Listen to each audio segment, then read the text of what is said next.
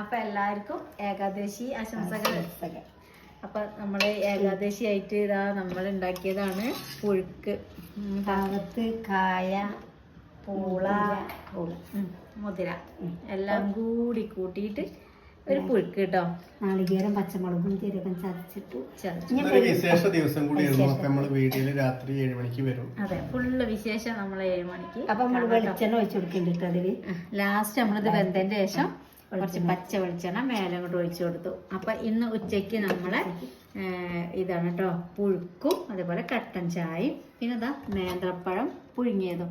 അപ്പൊ ഇന്നൊക്കെ എന്തൊക്കെയാണ് ഇന്നത്തെ വിഭവങ്ങൾ എന്ന് വെച്ചാലൊക്കെ ഒന്ന് കമന്റ് ചെയ്യാം. ഗോതമ്പ് കഞ്ഞി ഉണ്ടാക്കും ചിലര്, അരി ഭക്ഷണം അല്ലാത്ത എല്ലാതും നമുക്ക് ഇന്ന് കഴിക്കാം. അരി കുറുക്കി അങ്ങനെ